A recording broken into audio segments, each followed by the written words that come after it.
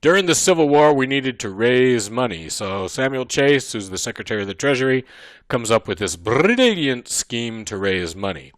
And what Congress does is pass a law that basically says banks can no longer print their own money. They can, however, switch from being a bank that is chartered by the state to a bank that is chartered by the federal government. And again, here we have necessary and proper, right?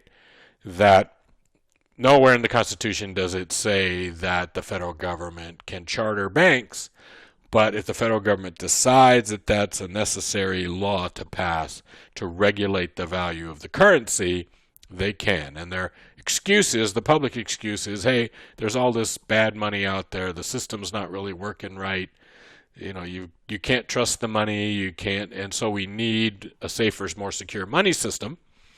And so the only banks that are allowed to print money are the federal banks. So big state banks are going to stop being state banks, and they're going to switch their charter to coming from the federal government. They're going to become national banks. Then they give what they have to do. See, this is why it's tricky. It's a sneaky thing. You're the federal government. You want to raise money. What do? Well, you don't tell the banks that want to print out money that they have to give you gold or silver. You tell the banks that want to print out money that they have to buy federal government bonds. So what happens is we make all of these federal banks buy U.S. government bonds. In a sense, we make all of these banks loan a bunch of money to the federal government to help pay for the Civil War.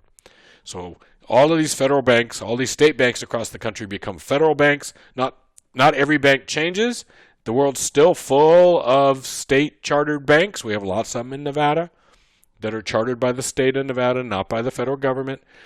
But any bank that's any size that really wants to be able to function well in the financial system, in the broader financial system, is going to become a national bank. They're going to get a charter from the federal government. They're going to buy a bunch of bonds from the federal government, which means they're going to give a bunch of money to the federal government. And then they can't sell those bonds. They have to hold them because the federal government prints up this money for them and puts it out in circulation. So they have to leave these bonds with the feds, and that means essentially all these banks just gave money to the government to help fight the Civil War. It's a big deal. And here you see, the First National Bank of Hawaii at Honolulu, and that's a $10 bill. And again, it's national currency. It's printed up. It's paid for by a bank, but printed up by the federal government. And again, here's the Reno National Bank, pay to the bearer on demand, $50. Again, it's national currency. John Sherman on there. The bank gave a bunch of bonds, bought a bunch of bonds from the federal government, and then gave those bonds to the federal government to hold for them in exchange for them printing up this bill.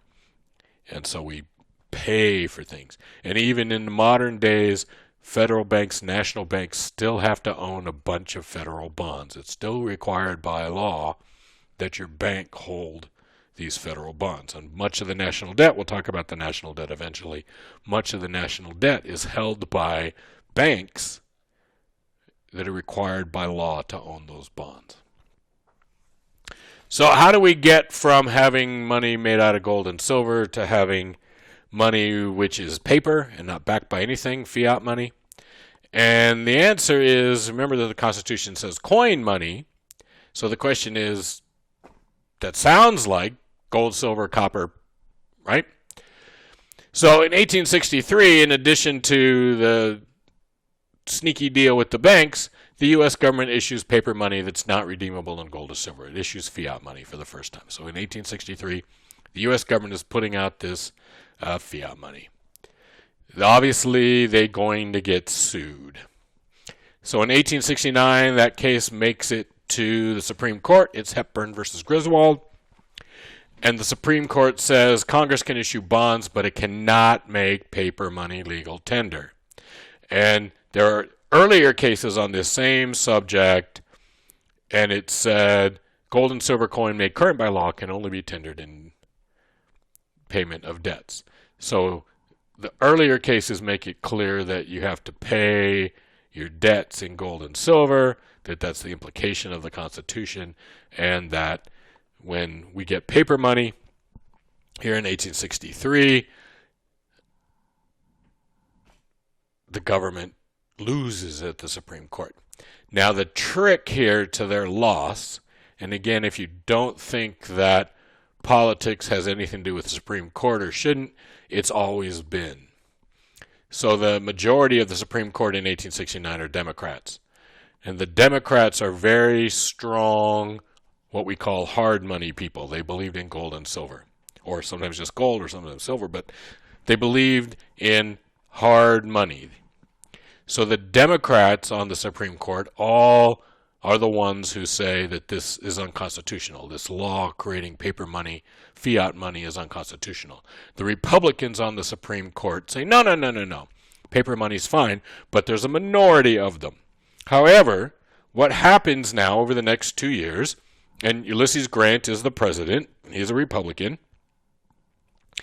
is there was already one vacancy on the Supreme Court when this decision came, and then another of the Democrats leaves, so there's 2 openings on the Supreme Court. Grant puts Republicans into those 2 openings. So now, 2 years later, 1871, now the Republicans are the majority in the Supreme Court, and there's 5 Republicans that are on the Supreme Court. So they get here another case. And that case, I didn't write that up there.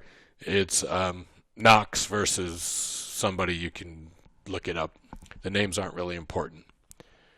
What this case says 2 years later is the Republicans all continue to support fiat money, paper money, and the Democrats all continue to support only use of gold and silver coins. So what the court says is that unless it's prohibited, Congress can do pretty much anything it wants. So it goes beyond the idea of implied powers to saying if it's not prohibited, Congress can do it. Therefore, the legal tender notes are legal currency, and they justify this by saying that Congress needs to have the power to deal with a national emergency, and sometimes they need to be able to print money or do other things quickly to fund that emergency, and therefore this is perfectly within the scope of government powers. We just had the Civil War. It was a big emergency. It was perfectly legit for the government to print up all this money. Okay? And they also basically say that the prohibition that the state can't accept anything other than gold or silver can be overridden by Congress. So that provision in Section 10 that no state can make anything but gold or silver coin, Congress can override that. And we should note that at this point in life, England and France both have kind of mixed monetary systems where they have gold or silver coins, but they also are printing up fiat money. So it's not like the United States was out of step with big European powers. All the major countries in Europe were already printing fiat money in addition to their gold or silver coins, and so the United States starts into that process too now and starts printing fiat money. From our point of view, there's 2 lessons here. One, of course, is this idea that the Supreme Court is not a neutral body, hasn't ever been a neutral body. It's always been political based on the views of who gets to appoint the justices, and that this case goes way beyond what certainly the Founding Fathers intended the meaning of the Constitution to be. So this is going to lead to something. In the 1870s, 1880s, 1890s, we have a lot of fiat money in circulation now. Silver's taken out. Basically, we're still printing silver dollars, but really the legal money, legal tender is all based on gold. Congress actually, to try to calm people down, a couple times they go out and just buy a bunch of silver, but it's not the same. What happens is the total money supply is going to shrink, and because of that, we're going to get deflation. Prices are going to go down. And if you're saying, well, that's a good thing, isn't it, if prices go down? No. Let's suppose that you own a house right now, that you bought a house. You have a house payment, and your house payment is $1,000 a month. Okay? And you make $3,000 a month. So you're taking home $3,000 a month. You're paying a mortgage of $1,000. What happens if deflation comes? Well, your salary is going to go down. Instead of making $3,000, you're going to make $2,950, and then you're going to make $2,900, and then so your pay is going down. Your house payment is going to stay the same. Your house payment is going to become a bigger and bigger part of your income. It's going to be harder and harder for you to deal with this. So farmers who have to take out loans are taking out loans in the spring for their planting, and then by the time the harvest comes, prices have gone down for their wheat and their products. Farmers are suffering. Factory workers are suffering. This deflation is making the economy weak. It's harming people who are in debt, which tend to be working class people. We have a bunch of really weak presidents. We already talked about this. They're all in the pockets of the robber barons. It's really J.P. Morgans and Vanderbilts and Rockefellers and those people who are running the country.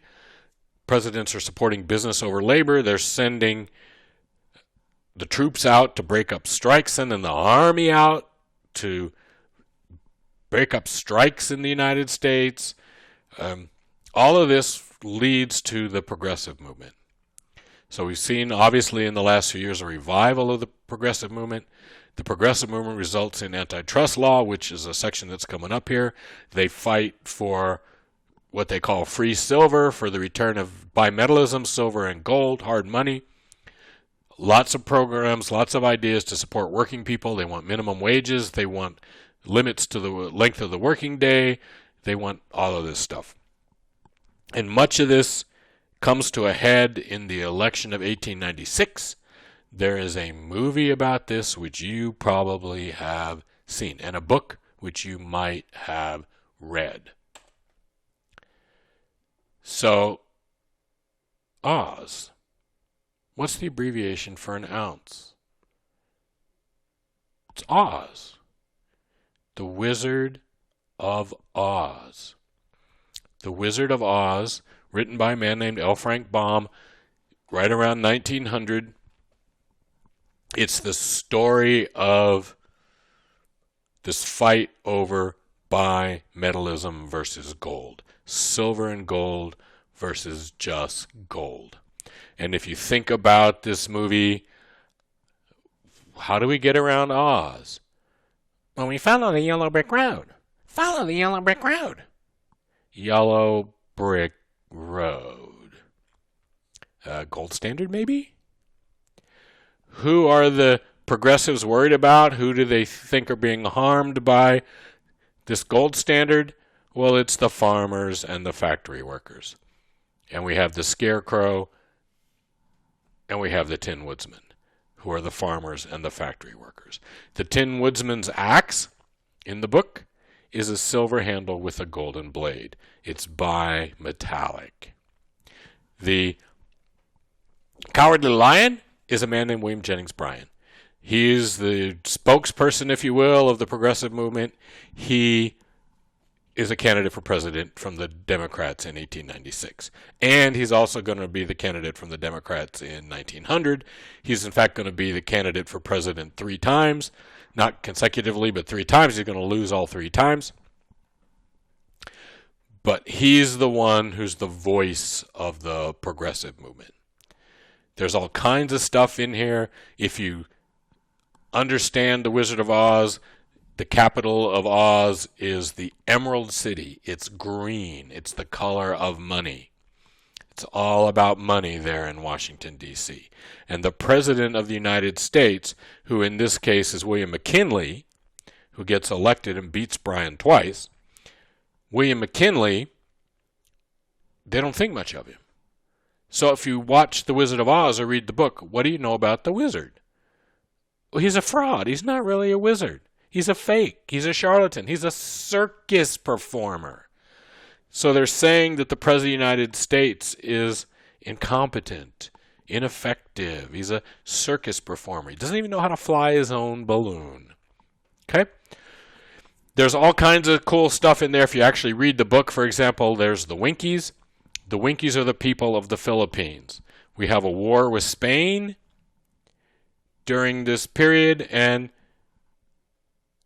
William McKinley is president. We take over the Philippines. And the Winkies are the people of the Philippines. And in the book, Dorothy goes and frees the Winkies from the slavery imposed by William McKinley, by the Wizard of Oz. So there's all kinds of stuff, all kinds of cool stuff in this book about the gold standard. In the end, if you read the book, Dorothy's slippers are made of silver. And how does Dorothy get back home to Kansas? She knocks her silver slippers together 3 times, and that's what takes her home. Not ruby slippers. They made them ruby in the movie to make them look better, but really they're silver slippers. It's silver that's going to take us home. Okay? So, progressive movement, and there's Teddy Roosevelt is the first real progressive president, but he, in some ways, isn't that different from McKinley, because the progressives are all mad at McKinley for taking over the Philippines, and yet Teddy Roosevelt's going to go down and take over Panama, part of Panama, right? Panama was part of Colombia. He's going to turn it into there, and we're going to steal the land for the canal. We're going to make that a U.S. property, and we're going to dig the canal across between the Pacific and the Atlantic. So there's a lot of complications here. That's William Jennings Bryan. If you look at a picture of him when he's a little older and compare it to the picture of how they made up the Cowardly Lion, you'll see a lot of resemblance. William Jennings Bryan, you might also know that name because in the Scopes monkey trial, if you know what that's about, this school teacher who is put on trial for teaching evolution, William Jennings Bryan comes and argues against the theory of evolution and basically gets ripped apart on the witness stand. So he's a big player in all this. He's partly responsible for the Federal Reserve System. We probably wouldn't have gotten the Federal Reserve System passed without him. He became a U.S. Senator, and he's one of the driving elements that leads to the Federal Reserve System, in part because, again, he's still mad that silver's not money. And he doesn't see the Federal Reserve System as a way to make silver money now. He sees the Federal Reserve System as a way to stop using gold and just go to fiat money. And in the end, he achieves that goal, and gold stops being money too. So we lost silver, and then they fight, and gold essentially goes away.